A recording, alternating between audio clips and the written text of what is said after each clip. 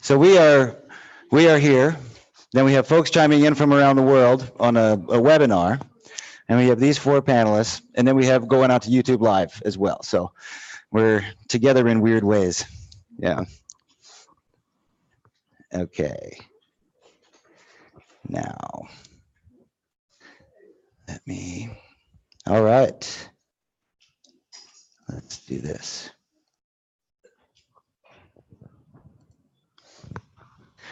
All right.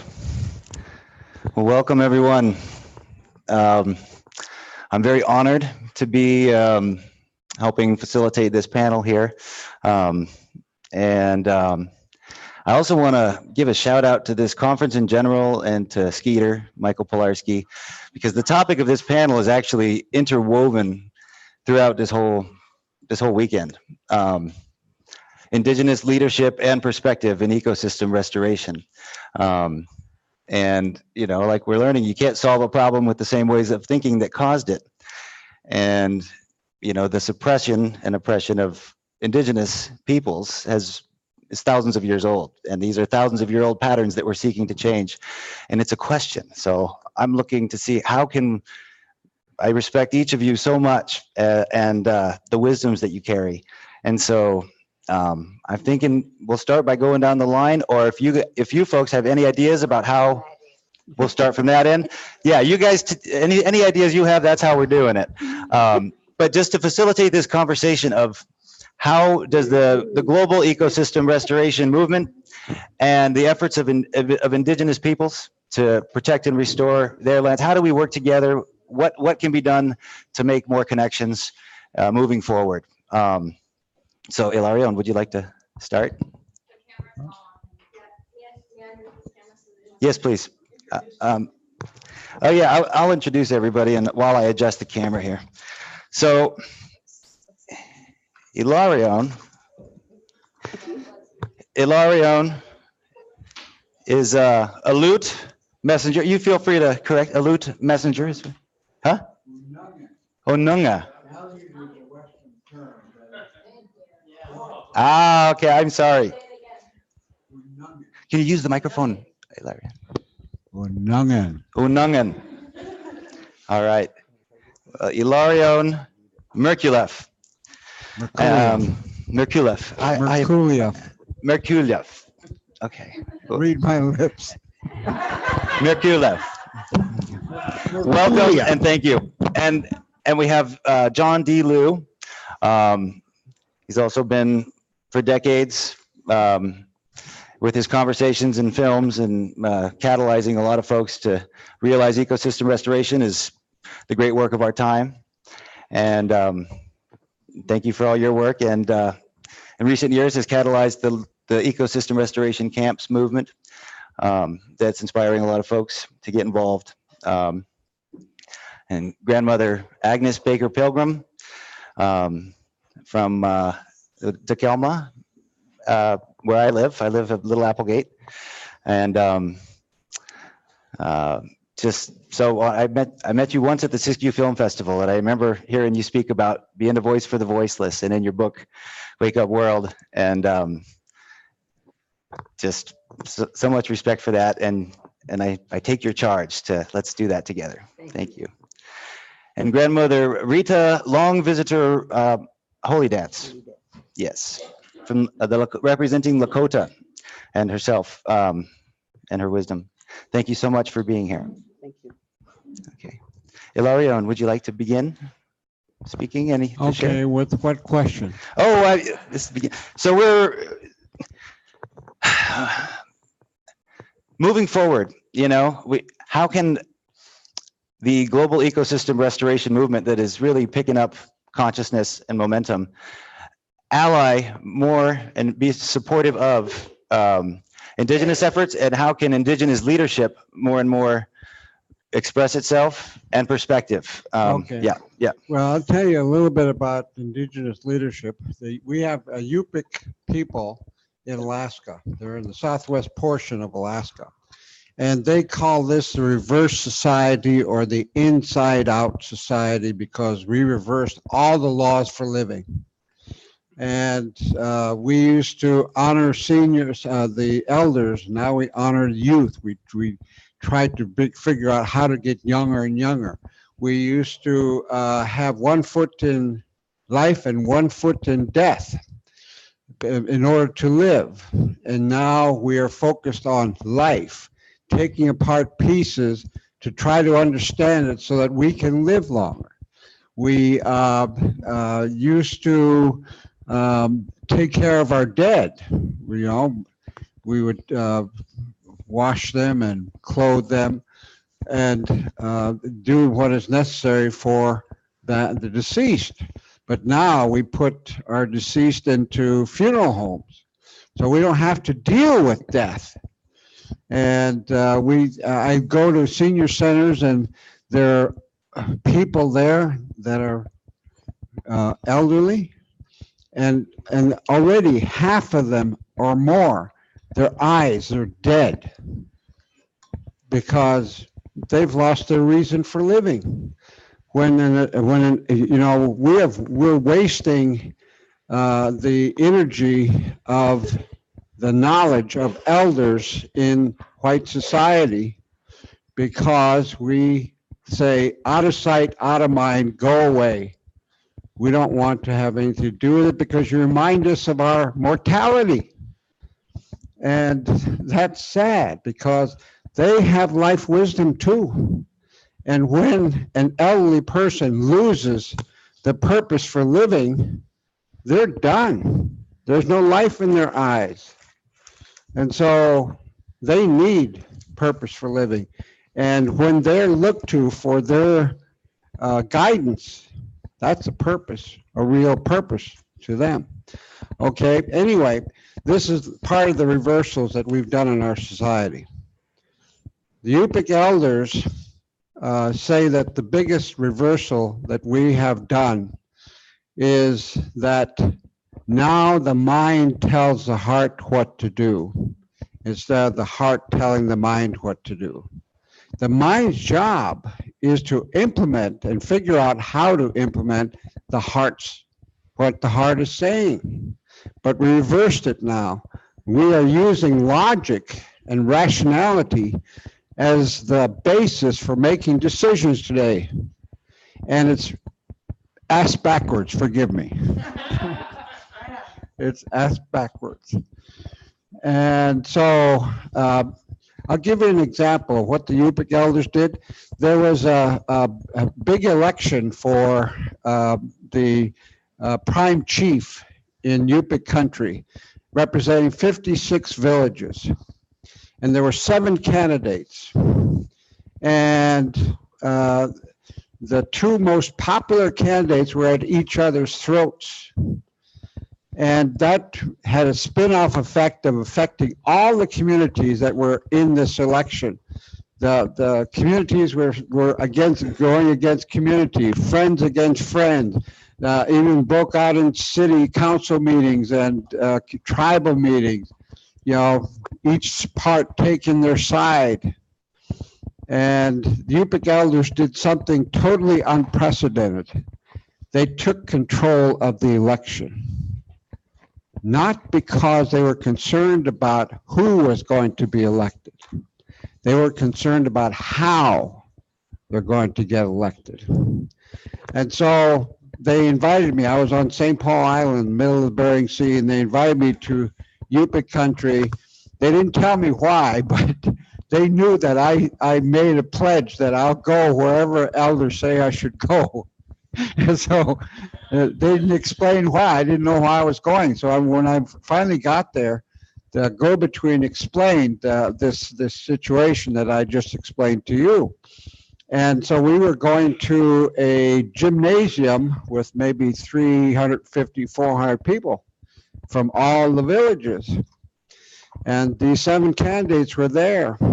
And the elders stood up and said, okay, we took control of this election because of the disharmony it's created in our villages.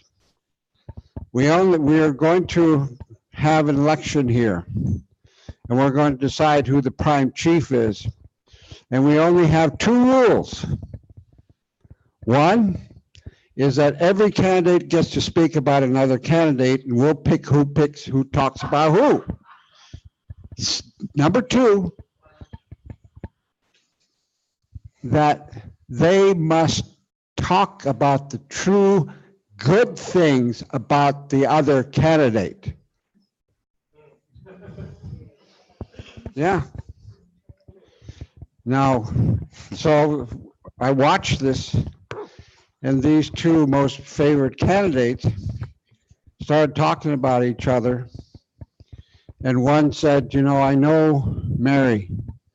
She's very wise. She takes care of her children. She prepares food properly. She teaches the other kids, and you know, he went on because they knew, they knew that if they were lying, the elders would know, and they would automatically be disqualified. Yeah. And so they were really struggling hard to tell the most good things they could about the other. And then Mary speaks and says, well, I know John. He's a good hunter. He's a good fisherman. He teaches his kids. You know, in fact, she said, he probably would be a better leader for this than I would. You know, she went on that way. And at the end, they started crying. And Mary said, you know, I said bad things about you. Now, and I now recognize that I should not have. And I asked for your forgiveness, and she started crying. And then they hugged each other, and there wasn't a dry eye in the place. Now, we look at leadership today, you know, our political leaders, they're one-upmanship, competition, cutting each other down. And what would it be like if we shifted that to reverse it?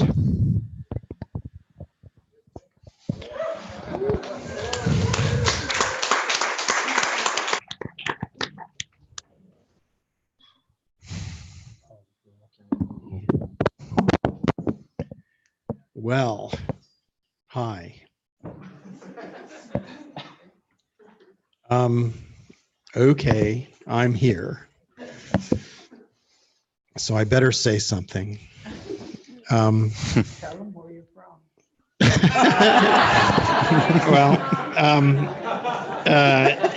Well, he made me moved. Your story moved me. I'm from. Yeah, that's a good question. Where am I from? So my father is Chinese. My mother is American of Scottish descent. My wife is German. So I must be indigenous somewhere, but I have been in Mongolia. I live in Beijing, but I have been in Mongolia about 36 times. And I really like it in Mongolia because they like me. In China, they say, you're really fat. And that's kind of like, oh, thanks, you know, that's really nice, you know. And when I go to Mongolia, they say, you know, you're really perfect. Because the skinny people, they all die in the winter, you know. So it's like, yeah, you're going to live, you know, you're okay. But I do study ecological restoration. I have founded the ecosystem restoration camps movement. I am the ecosystem ambassador for the Common Land Foundation. There is activity and movement around restoration on a planetary scale. And it seems to be that we can ensure that the world at some point will have to understand it is necessary to restore all degraded landscapes on the earth. That is the way to re-regulate the hydrological cycle, to regulate the climate changes, to ensure that we have fresh, clean water that the soils are pure and fertile, and that we have the wonderful biodiversity on the earth.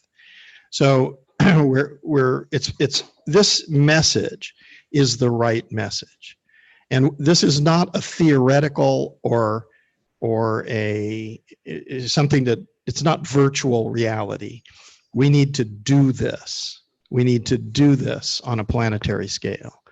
So human beings over a very, very long time have made mistakes. I often talk about the fact that after I started studying ecology, I found out, well, when the earth formed, it was a molten rock and it was surrounded by gases that we couldn't breathe. But over prodigious time, over evolutionary time, beginning with single cellular division and then diversifying into amazing biodiversity, the earth organized all living things. And through breathing and through living and dying, it created the atmosphere and the hydrological cycle and the fertile soils and the amazing biodiversity.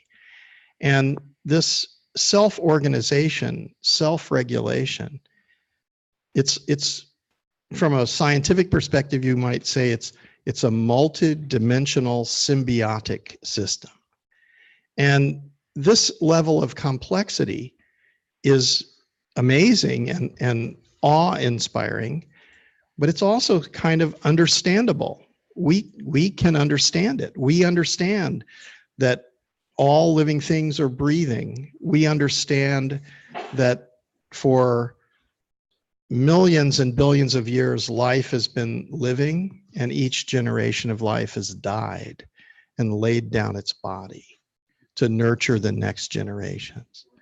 So we badly need to focus on this, because most of the conversations that are being had in the media and in the television or newspapers or entertainment even are trivial, are actually maybe profane instead of being profound. So that's a kind of mental pollution, and we need to avoid that. We need to breathe, and we need to participate in this conversation. Now, I'll just add one thing, because it's supposed to be about Indigenous people and Indigenous people's thinking, but I mean, we're all somehow Indigenous. We are Indigenous to the earth. I come from the earth. And I don't think there's really us and them. I think there's just us. But because the Mongolians think I'm nice, actually they think I look like Genghis Khan, which is a strange thing, because Genghis Khan killed 2/3 of Persia without batting an eye. He was not a nice guy. And but the Mongols are very interesting in some ways. I mean, they do have a little bit of a culture where they would go over the mountains and steal horses and women, which is not a very good trait. I would not recommend doing that. But later on, I found that they have become very kind and much more gentle. And it's a funny thing, they conquered the Tibetans. And when they conquered the Tibetans, they were killing a lot of Tibetans. And then the Tibetans, they asked the Tibetans, well, why aren't you resisting? And the Tibetans told them, well, we're superior to you. And the Mongols said, well, why? And they said, because we have religion, we have our religion, and we're spiritual beings. And so you can kill us, but that's just that's a physical body, but we're higher, more evolved than you are. And so the Mongols said, we'll take your religion. And they made Tibetan Buddhism the national religion in Mongolia. But they didn't realize that instead of the boys learning how to kill people, they would then go into monasteries and stop wanting to walk on an ant or something like this. I mean, from killing 2/3 of Persia to not wanting to step on an ant is a very different kind of worldview. So the other thing about the Mongols is that they don't talk very much. I'm not very Mongolian because I'm talking a lot, but they had something which I found really interesting. It's their way of governance. And their way of governance, the thing is that they don't see each other very often. And I think this is why they don't talk to each other, because they don't know how. They've lived by themselves for months and they never see anybody. And somehow every year they have a festival that's called the Grand Hural. So the Hural over historical time has been this time where somehow magically, without any communications devices, they all know we're all going to show up at such and such a place. And the young people, they dress up in beautiful, they have turquoise and their feathers, and everything is just perfect. And then they come in because they're going to look around and see if they can find a mate. It's mating season at the Hural. And so they're all magnificent. They've braided the hair and the horses, and they have these new blankets, and everything is great. And but they don't talk. So they all come in there, they all show up somehow magically. We don't know how. They come to the right place at the same time. They all get there in their finest clothes, and they sit down. Really, it's about the time of year. I think they come because of the weather. It's beautiful and wonderful, and so they want to go there. And they also have their games. They do horseback riding, and they do archery, and they do wrestling. These guys,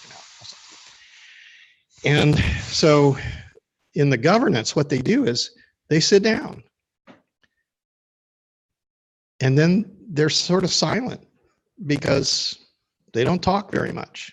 So they're all sitting there looking at each other. And anybody can talk. But I don't know if you've ever been to Quaker meeting. Anybody been to Quaker meeting? So if you go to Quaker meeting and you talk, you better have a lot of courage, because everybody's sitting there quietly. And you have to really want to say something to stand up and break that silence. And that's what they do. They sit there all in quietly. And then one of the Mongol guys or women or somebody will stand. Anybody can talk. They will stand up and they'll say something. And of course, nobody answers them because they're all not into talking, but they collectively contemplate, what did he say? And there's kind of like, you can sort of feel the vibration go around, and it's kind of like, at some point, it's like, no, that's not a brilliant thing, maybe, So you sort of, the guy knows how the collective accepted his thought, kind of sits down going, okay, well, I'm not going to talk so much because nobody's really listening to me. And somebody else will stand up and say something. And everybody will kind of contemplate it for a while. And then, okay, that's rather reasonable. All right, and everybody knows that too. Then they sit there for a while longer, and then they get up and all leave because now they know what they believe and what they're going to do, and magically they come back together the next year. And that's a governance system. So that's a kind of collective intelligence somehow. And maybe other species. I've been noticing that fungus may be more intelligent than human beings. They're communicating all over the place, and they're really intelligent. So we need to figure out how to act as a species on a planetary scale.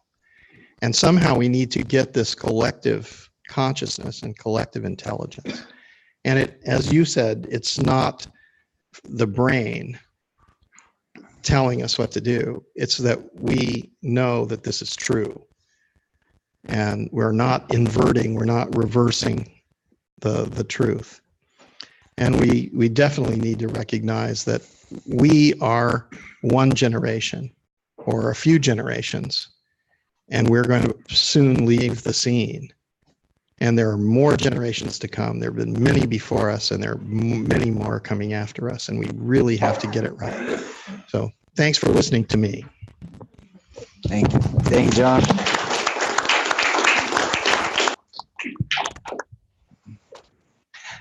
Rita, would you like to go? I think, Agnes, did you say Rita, or you want to go last? You said you want to go last, or did you say you want to go last? Do you still want to go last, or did you want to go next? Yeah.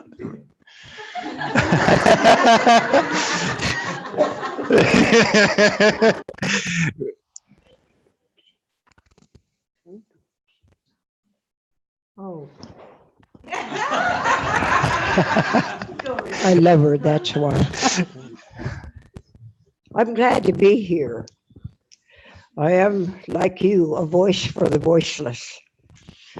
Talking to people about our Earth Mother. We all got to do something for her, because she has sustained every one of us up to this moment. And there's places all over the world that I could name that needs human help. Because everything that we have, the clothes that are back and everything in this room, came from Earth Mother. I care about the food that she gives us. I care because it needs good water as well as we do.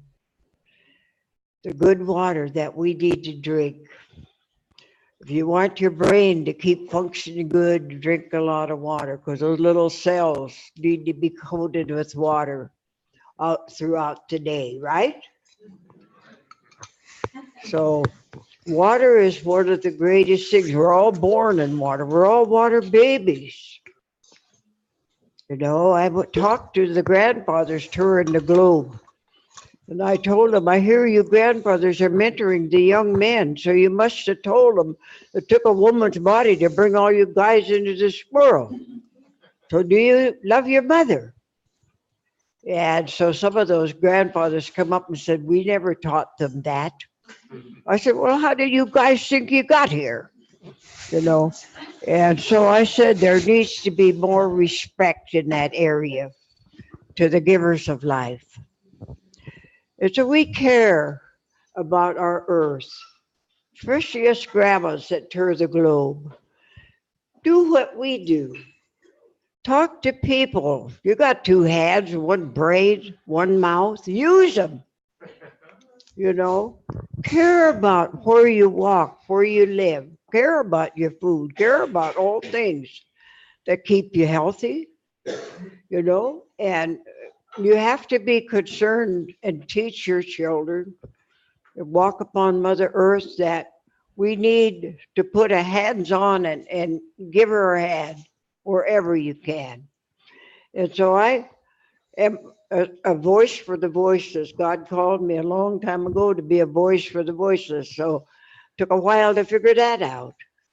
And so I've been long before I become this international grandmother, I've been a voice for the voiceless, talking about our Earth Mother and talking about the green, talking about the cloud people. And that's all the things that the animal kingdom that doesn't have a voice except ours. And so you too, be a voice for the voiceless. I've been working with the Portland Zoo to bring back the condors to our world, because they came to me years ago and said, Grandma, do you know anything about the condors? I said, yes, when I was a little girl. They flew the blue skies in Oregon. My dad said they were brought here to be part of the balance for our earth. And so I've been working hard with them to bring the condors home. And I met with the Yurok people in Portland some years after that. They too want the condors home. And so they've been preparing for their return. And I told them at the Portland Zoo, if you release them over the Columbia River, because condors like high mountains, and I think the mountains along the Columbia River are the highest, and they like to build their nest way high. And so I do a lot of stuff. Help me too to get the lead out of bullets. I'd like to have the manufacturers stop putting lead in bullets, because when the hunters go hunting with lead in the bullets and shoot a deer, that poison gets in the meat and people eat the meat. To me, it's scary. It's a wonder that I'm sitting here, because they used lead in bullets when I was young, and my brothers and dad and them would go hunting. But I'm trying to do what I can for our earth, trying to tell people we're all water babies, and to love your water. And if you want your thinking thing to work, drink your water, you know. And so I'm a voice for the voiceless, all things, the one-legged, I call them, the tree people. I talk to the cloud people, come and water our greens so everybody can have good air. And it works. So I do things like that, and if I can do them, what's your problem? And so I care about all things on the planet. I've been working hard, took 21 years to get some dams off of our river in Southern Oregon so the salmon can run wild.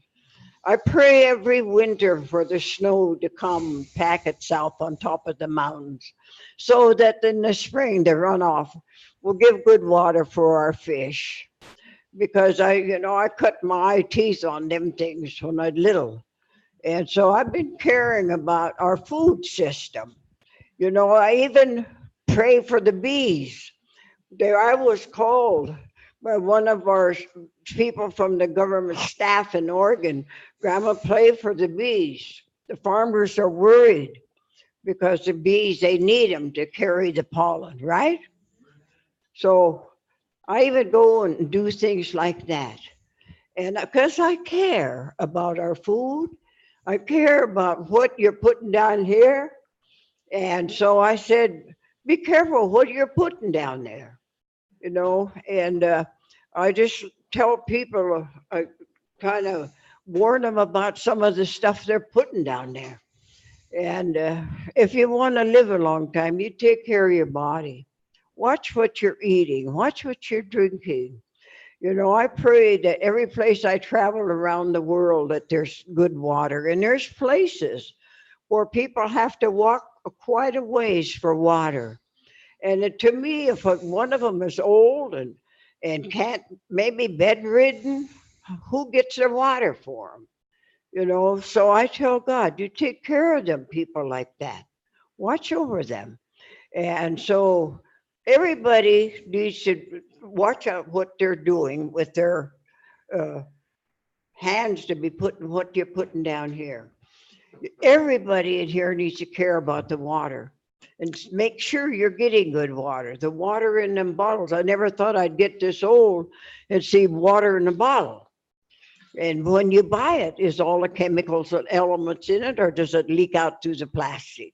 I have a big concern about things. And everything that you grow, that we eat, needs good water. So everybody here should be praying for good water wherever you live.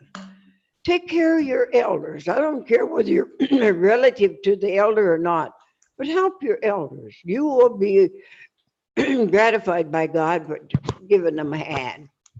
And so it's all about love. Love is all there is, I say. And that's not an ego. There's love just to get up and have another day. Love, that you're in good health. And you love that. And to love to travel over here. Nobody tied you up and drug you over here. The ticket thing said, I want to go. I want to be a part. I want to listen.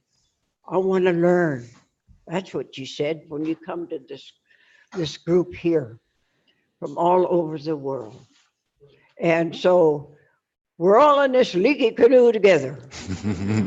And we can all do something. I don't care what your age is, right? We can all do something. Use this brain and use this mouth, teach, go wherever you can to help. You know, be proud that you're still able to walk upon Earth Mother's face. So do something to help everybody where you can, whether they're a relative or not, because that will help you. That's what us grandmas do. We care about everything in this earth, of our Earth Mother that has given us and sustained us this many years, because I'll be 95 in September. And I thank God he put me on this path and keeps me a going. So if I can do it, what in the world is your excuse? You know? Because I love life. I love my God, you know. And if he talks to you like he talks to me, great. He bosses me around. Told me when I was 44 years old, I had to walk the spiritual path. And I said, no, I don't. You give it to somebody else. I said, I'm not worthy and I'm not good enough, so leave me alone. Well, that didn't work. So the next thing I did, my children were growing up. I went to each of them. One of them was right back there, and told them, forgive me, I've hurt you in some way, and how God has called me to the spiritual path. And so I went to all my children. I even drove from Northern California, clear down to my son that lived in Southern California, 18 hours to ask his forgiveness before I started my path in 1944. And I've been walking with my God ever since, thanking him every step of the way, giving me another day. And I thank him for taking care of me. And I thank my daughter, she's also a great grandma sitting back there, that I said, I'm living this long because she's a wonderful cook and takes good care of me. And I drag her all over the world. And it's all good. Love is all there is. And so I wish you would spread it around. Can you do that? Yes. All right.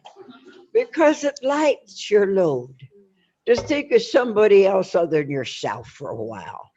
You know, be good to everybody. I haven't met an enemy yet. I'm like Will Rogers. They're all my friends. I've been all over the world, and every place my feet put me down, I was home. I was with family, and they treated me that way. When I was in Japan, thousands of blackheads out there. I said, one of the things I want to pray about with you is that our country doesn't have no more involvement in your country. And I'm asking God right now to make that prayer true. Let us all get along and do what we can for each other. I don't care about the color of somebody's skin, because even the white man's Bible, I came across the great waters to this land. In it, it said, go and cleave unto another and make me a new flower garden. Now, didn't we do that? By the looks of this room, we did that. You know, and so I feel good that I don't worry about somebody's color. I'm not biased and I'm not prejudiced. Why are people like that? It's sad. It's sad that you think that you're the best and they're no good. That's not right. That's not right. They all got a right to be on this planet and walk together. I love all people. I care about all people. Color does not enter my mind. We are one. We are in this leaky canoe all together. And we got to paddle hard to stay afloat. So use that brain wherever you live to help our Mother Earth. Use that brain to see that you and your family and everybody where you live has good water. We can talk to God, whether you believe in that or not, but how do you think this earth was populated in the first place? Huh? Wasn't it God? We're all from God. We just walk a different path, right? Huh? Yep. Boy, you guys, what's the matter with you?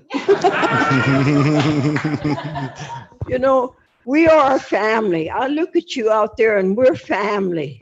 I'm talking to you as if you were my really, truly family because I care. I care about all life, our animal life. God says, be a voice. And so I am being a voice. Now you be a voice for the animal kingdom and our water and our earth mother that has given us everything. Everything in this room came from earth mother. So be grateful to have one more day. God bless you for listening. My daughter says, shut up. Thank you. Thank you.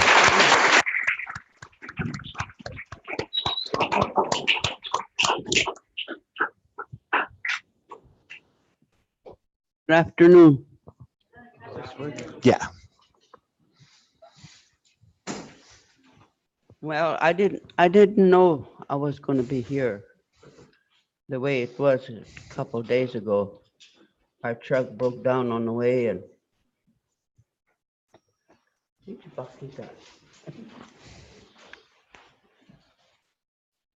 but sitting on the road, I thought about what was going to happen, and I was determined to come.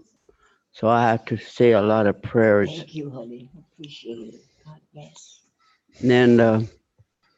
And so it happened, but our car is fixed and it's ready to go. So I'm glad about that when we get back. And what I'm going to talk about is the rivers. The rivers in this United States. I don't think anybody ever thought about cleaning the rivers. And I was told that the rivers in the United States are cluttered with trash. And nobody has tried to do anything. Young people don't work anymore. And so I thought about it, and years ago when I was a little girl, my grandfather used to come and tell my dad that it was his turn to clean up his area where we lived. And he would go down and clean as far as he has land. There's people that are living close to the Nebraska line. From there on, the people that lived there, they cleaned the rivers out, that all the trash and the sticks, whatever's in the water. And then my grandpa lives next. And then we live, and then our neighborhood. So that area, we kept it clean, but my grandfather used to say that we should keep the waters clean, the river. Go down there, see the river. And of course, the beavers are very busy down there too, chopping down. Look like a human chopped them down, but it's really the beaver. And then the water, the tree will fall towards the river, so they could fix their little whatever. And so it was very hard. And so that's what my parents, my dad used to do. And then he used to take my little brothers would go along with him and help him. So that's what I wanted to talk about, is keeping the rivers in the United States clean. If we could clean our homes, or maybe we don't clean our homes, I don't know. But that's the main reason that we when we have a big flood, all the sticks and everything come down, and then after the water goes down, all that is just sitting there again, piling up. And I was told that they said one of these days when you go with the grandmothers, and if you happen to talk, well, speak about the rivers, keep the rivers clean. The whole United States needs to clean the rivers. And so that's why I thought about it. I told my son about it and other things that happened. I have been to the where they're bringing in the oil up north towards North Dakota. I was over there, but I I didn't want to. They've been signing up and all that. They want to be heard. There's a microphone there, and they would tell who they are and that they're there to support.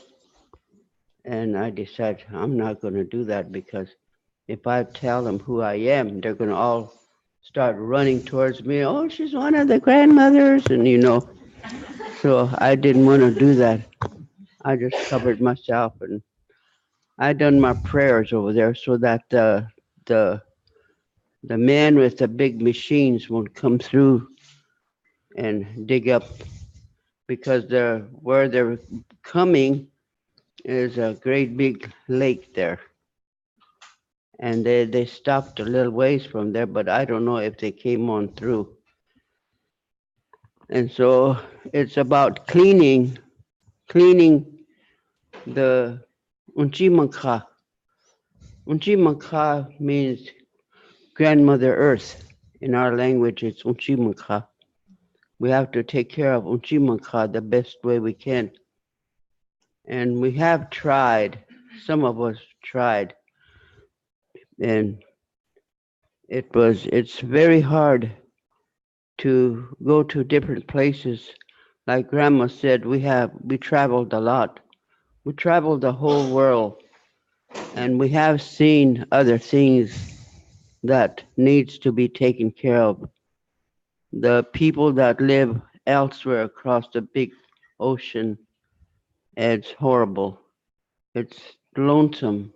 Makes me feel bad to see the how things are. We have experienced a lot of that, and it really makes me sad to see in when we went over, we seen this place, we stopped and we didn't stop. We went by and we seen women working along the highway with great big hatchets and axe or whatever you want to call it, with their babies on their back working.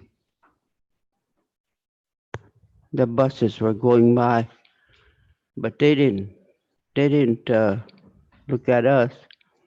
And when we got into the place where we were going, the men were at home.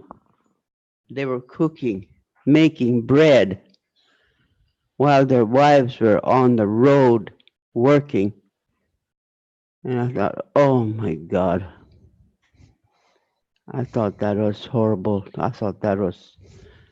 It made me feel really bad for the women to be working while the men were at home. It, it's reverse. They're at home cooking, making bread. We seen that. We seen that. And so it is really sad to see things like that. And even over there where we went, all the places where we went, things were not clean. We seen all of that. And so, that is why I I keep my area clean, my house, my home. I have I have nothing but boys, so They cuss around and everything, so I learned how to cuss too.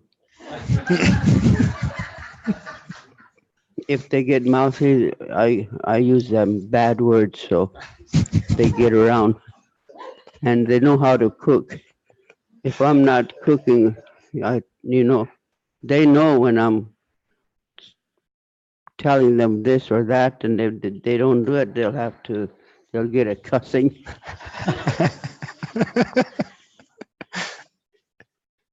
And then they all say, gee, Mom. And then I would say, yeah, gee, who? He's a good cook, my son. He does a lot of cooking. So anyway, there's more things that need to be taken care of for Unchimanka. Unchimanka is good enough to take care of all of us on where we're at. So we have to take care of her the best way we can. And there's a lot of more things that I want to say, but I'll end it here. Okay, thank you.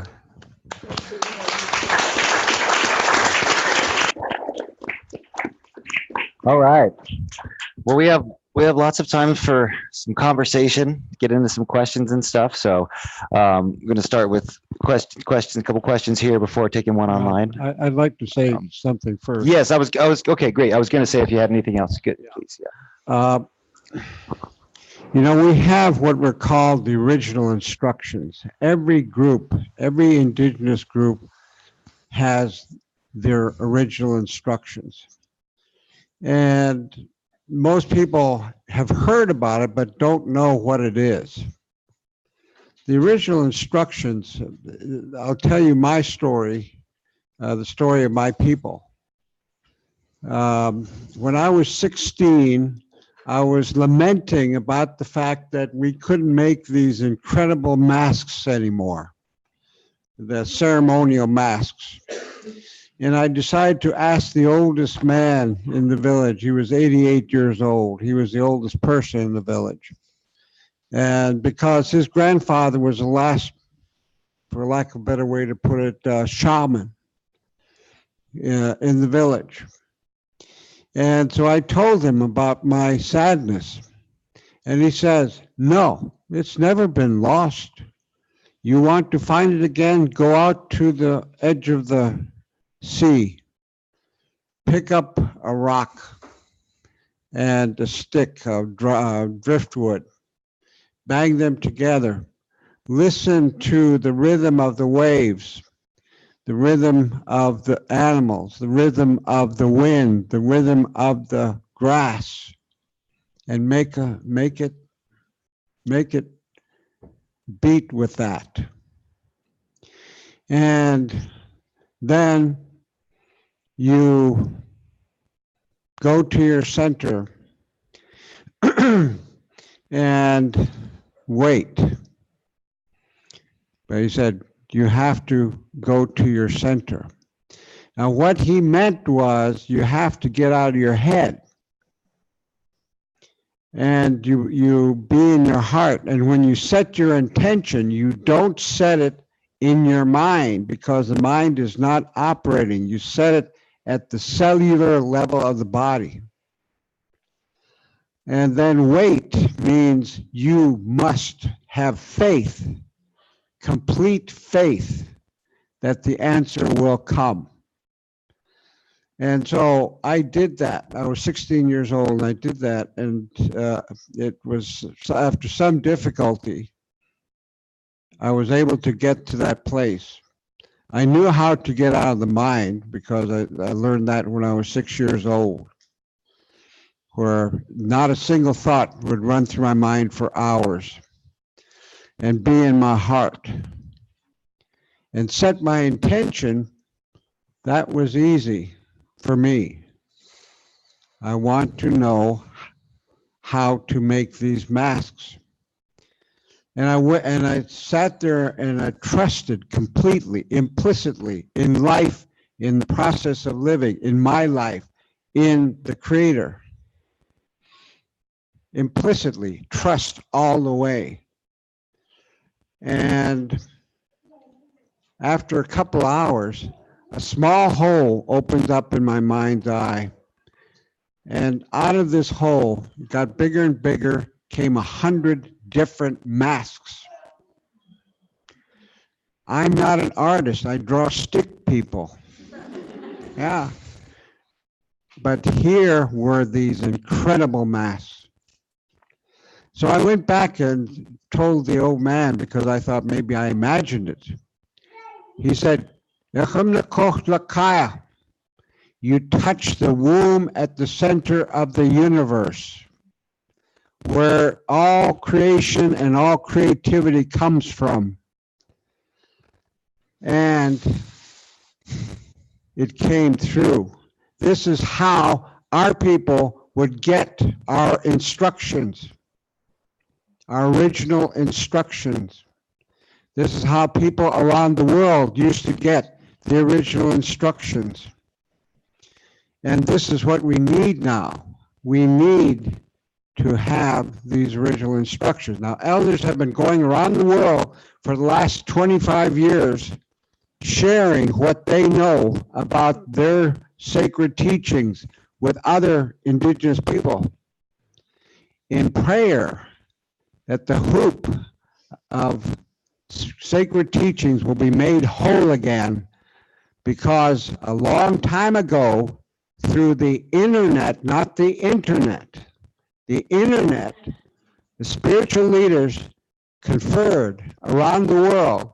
They knew that this time of great imbalance was going to happen, and that goddess cultures,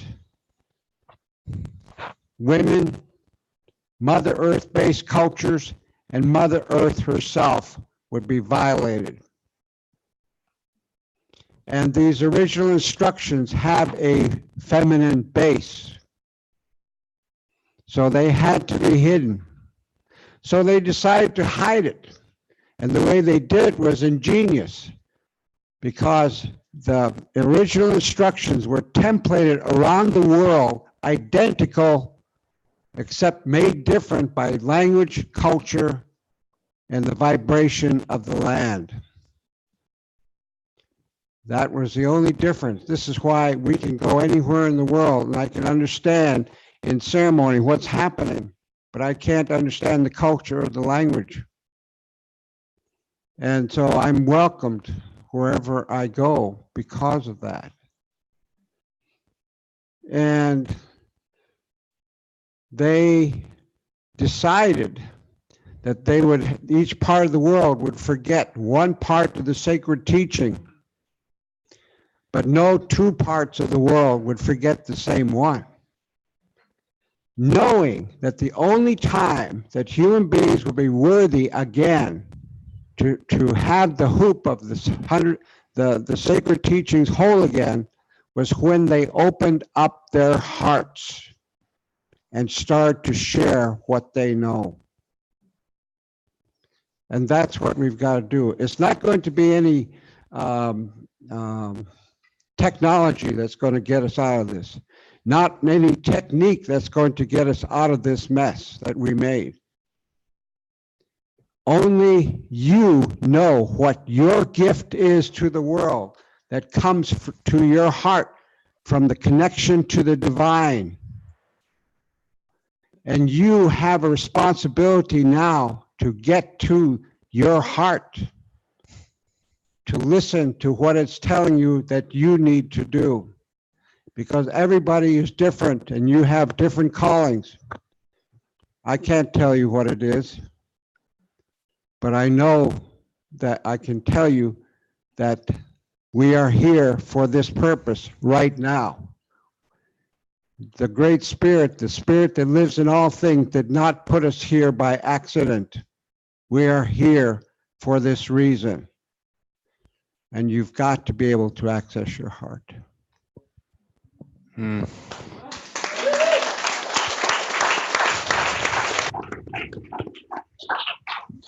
Thank you. Did anyone else have anything else before we go to questions? I'm here because I love you. I'm here because I care. I'm here because God said, open your mouth, I'll give you the words. So take care of yourselves. Thank God for your LIFE, and He'll take care of you, whether you believe that or not. Thank you. All right.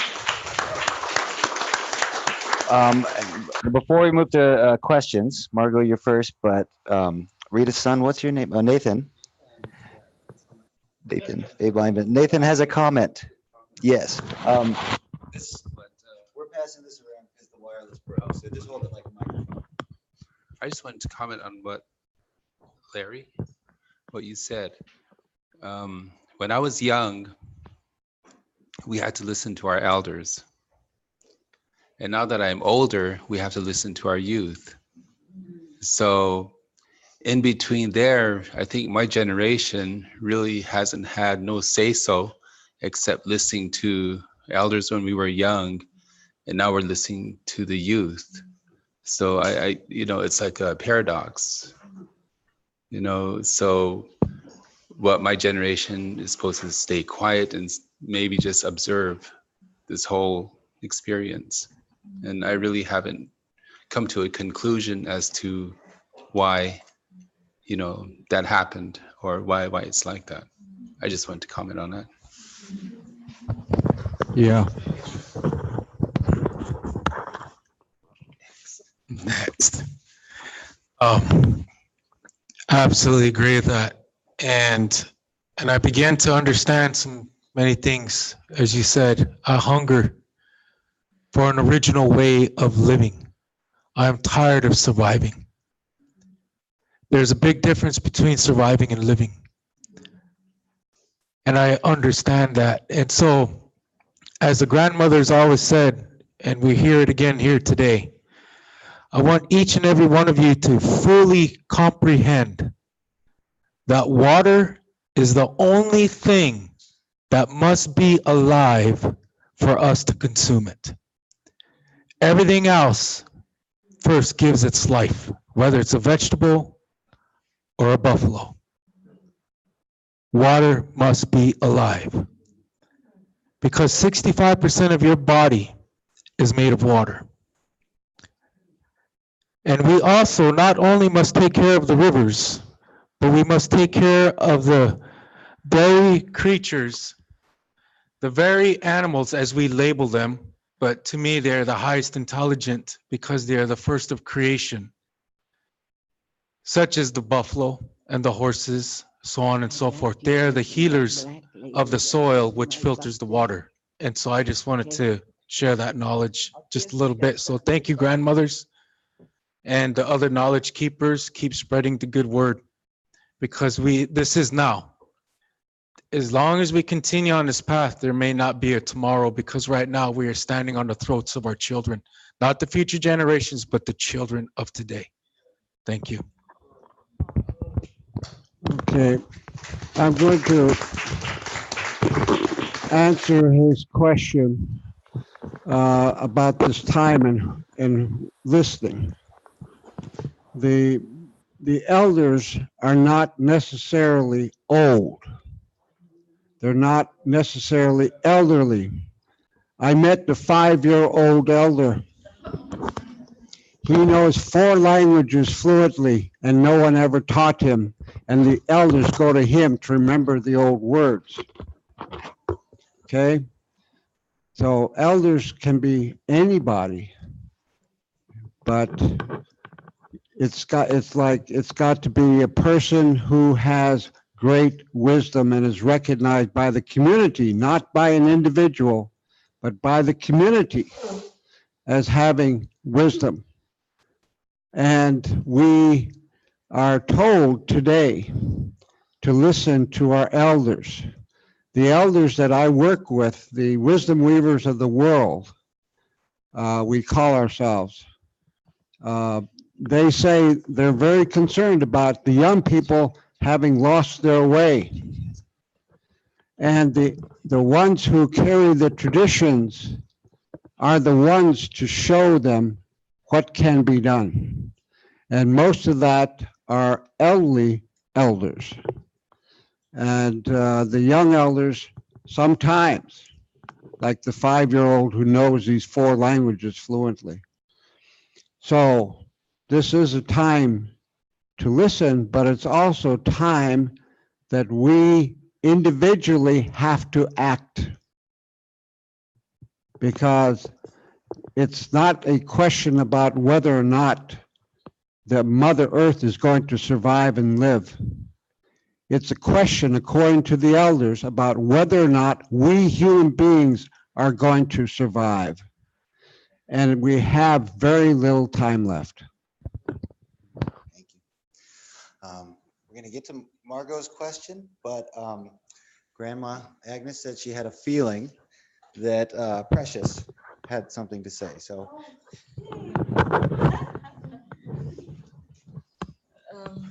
Such an Where you're from. yes, such an honor to be here and to listen to all the mind-blowing wisdom from all our elders who are in the front. Thank you, Grandma Agnes. Thank you, everyone. My name is Precious Piri. I'm from Zimbabwe, a rural girl from Zimbabwe. Just a small comment about the wisdom of all people and how we have learned and grown with, evolved with our nature. I'll just share a few stories from my country, Zimbabwe. The first thing is we have totems or surnames that are the same as animals in the wilderness. My birth surname is Precious Dube, which is a zebra. I mean, it goes with praises and thanks of the zebra. A person with the surname Buffalo has praises and thanks for the buffalo. I really wish I was lion because they have the most prideful praises for the lion. What then happens is we are relatives with those animals in the wilderness. I cannot eat zebra. A buffalo cannot eat buffalo. The leopard skin belonged to the king. It's beautiful and only the king would wear it, not everyone. In that order is the wisdom of how our people preserved and kept the wildlife in harmony. And when we hunted, we ate meat and vegetables. But 5 or 10 men will chase one animal and the whole village will share it. And so there was no extinction until things divided and we got separated because of money and commercialization. So as an Indigenous girl, I can say that I relate to all the wisdom that we've got, and we have and had great respect for all animals that were around us. That's the story that I wanted to share from Africa. Thank you. Thank you. thank you. Precious, she was right. You did have something wonderful to say. Thank you. Another, give that microphone to that lady with the basket cap standing by the window. Okay.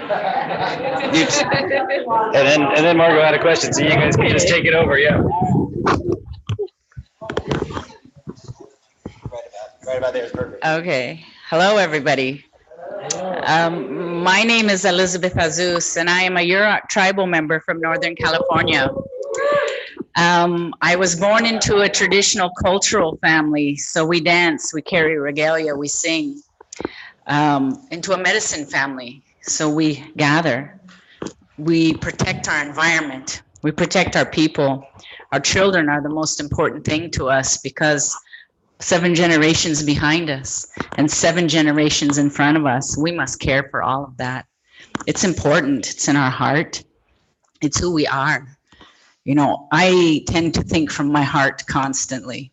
Sometimes it brings me a little grief. Sometimes it brings me great joy. But to be able to come and see all of you wonderful faces here, yearning for knowledge, yearning to know what it is to take care of your people, your environment, your land, your water, our water. You know, as grandma says, we are water babies. My grandfather used to call me a water dog because I would spend the whole day in the river. It was amazing for me to be there and feel that around you, surrounding you and carrying you, and just, there's nothing greater than water. That's all I can say for that, you know. But look to your neighbors, look to your environment. You know, I found these young girls out in the parking lot out here picking up garbage in between interviewing people. If you imagine how many people walk along and pick up a few pieces of garbage wherever you are, put it where it belongs. Don't just throw it out your window. Don't just throw it in your yard or on your floor. You know, a cluttered mind is a cluttered environment. So clear your mind sometimes. Leave here. Leave it. Go out and listen to nature. Hear it. Hear the birds, hear the water, hear the wind. Put it into your heart and carry it with you wherever you go. Thank you.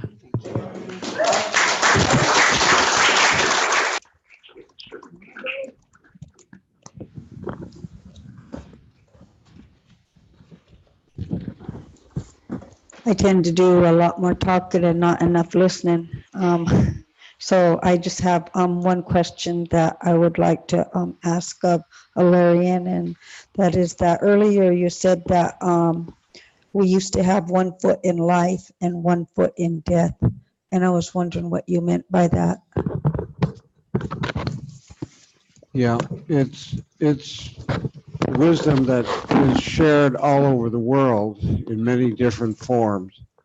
In Alaska, you know, we have to understand and respect and honor death. We have the Thunderbird, which has the power of death, and it gives us the small deaths, we call it, so that we're ready for the big death.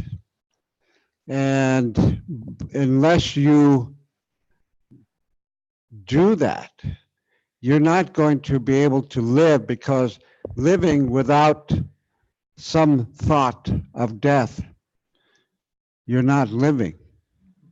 You must realize we are all finite, and that we live here only for a short period of time. And if you realize that, you will vigorously live life, not if you think that you live forever.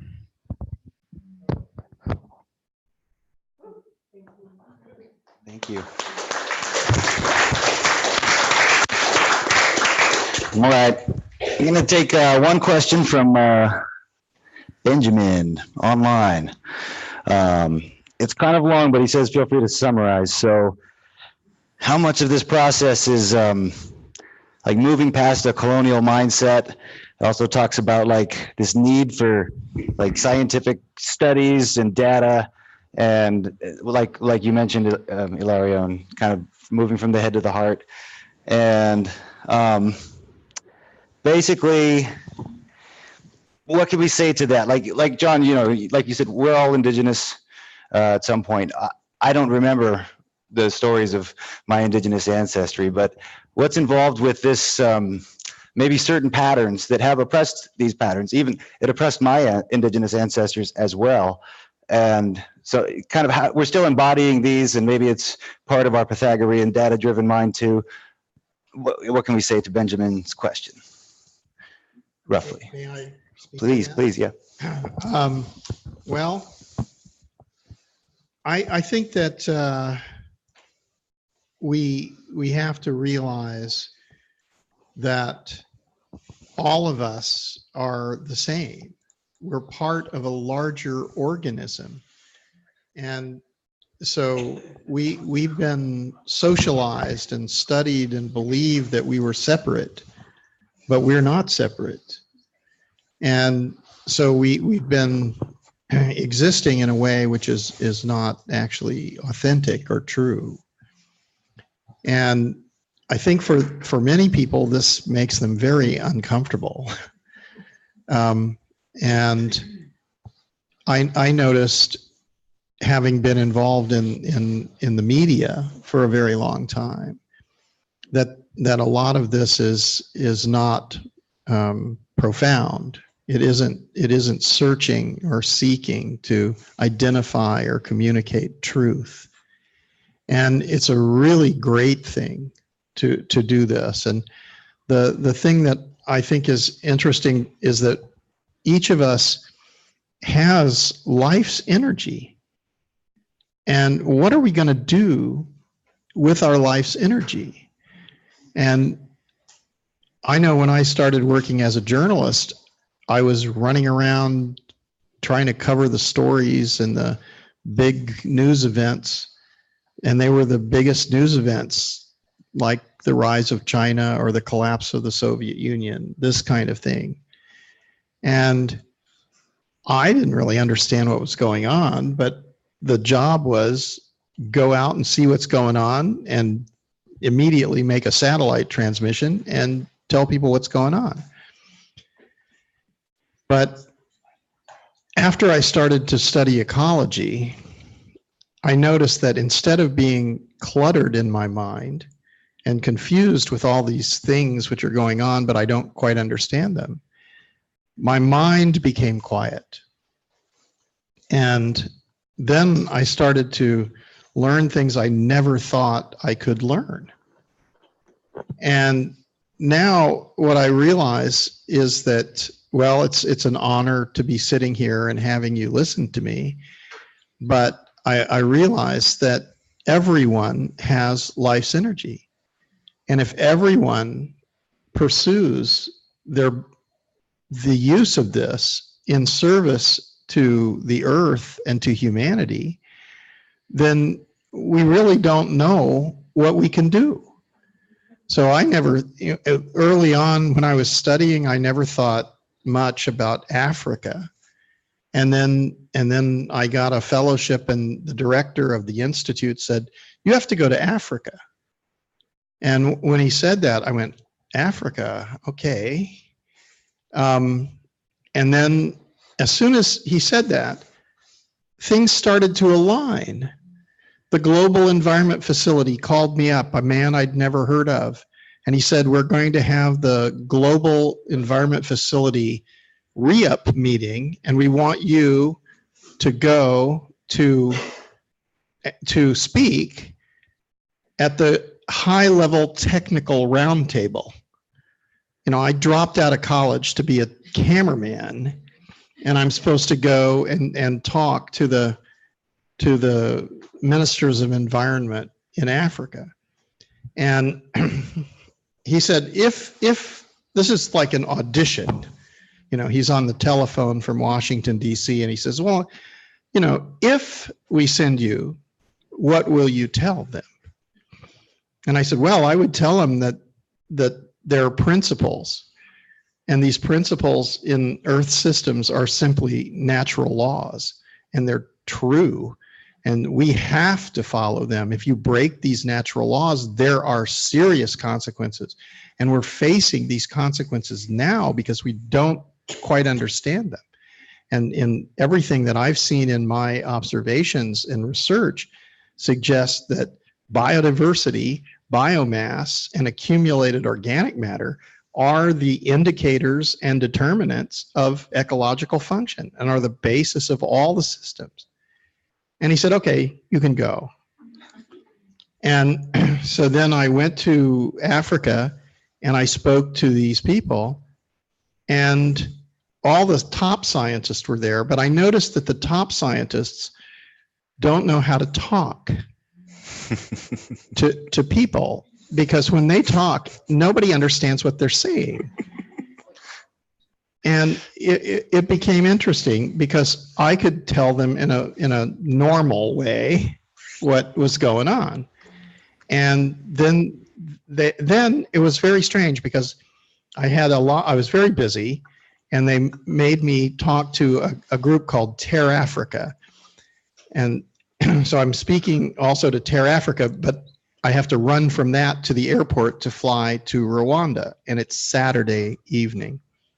And I arrive in Kigali, at 10 o'clock on Saturday evening, and there's a television crew at the airport. And I thought, I wonder who's arriving on the plane with me that they should have a television crew. And an assistant who was working with me, a volunteer from Australia, came running up and said, "That's for you." And not only that, but the Minister of Agriculture is here to meet you at 10 o'clock at night on Saturday night. I was like, really? And then what happened in Africa was they changed their laws. They rewrote their land use policy laws to make economic development secondary to ecological function. And that was years ago. That was like 12, 13 years ago. There's data now about what happens when you do that. Same thing happened in Ethiopia. They transferred vast amounts of money away from food aid to land restoration. They paid the people to restore the earth. And this works. Now there's all this information about it. There's no drought. There's drought, but no famine. And you know, so Rwanda, massive genocide. Now it's better. Ethiopia, massive drought, huge famine, and now it's better. So we now know these things. What happened in China, what happened in Africa, they can happen everywhere. I don't want to make an advertisement, but on Monday, I'm talking about the latest aspects of this research, which are stunning, way beyond what anybody imagines is possible. And it's dreaming. It's like I started when the director said I had to go to Africa, I started dreaming about changing the landscape in Africa, and it all came true. And so now I'm dreaming about these other things. It's hard to imagine what is possible. We all need to dream together. We all need to be as a species on a planetary scale.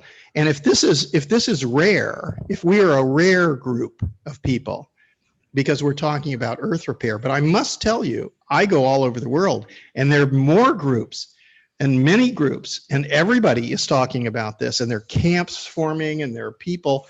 The United Nations has decided to make the decade of restoration. We have to use these opportunities now. We have to be determined not to miss this chance. So that's what I've been thinking about. Thank you. Yeah. Any comments you want? Because then that was our last question we have time for. So yeah. Well, you know, I chaired the Indigenous Knowledge Sessions for the Global Summit on Climate Change. That was a global summit with 82 Indigenous people from 82 nations represented. And they concluded that no government is going to act fast enough for the world ailment, that we have to act ourselves. So, and then one last thing. I'll give you a thing that you could use. In a way, you know who we are as human beings? I'll tell you. You take a kitchen rubber glove,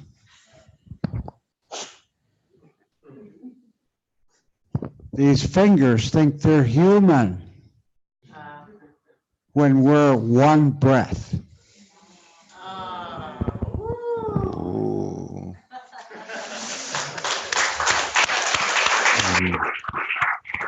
Graham, do either of you have anything else to say before we finish? No, but I hope that we have touched your hearts to care about the environment, to really search out that all your family's getting good water. That's your job.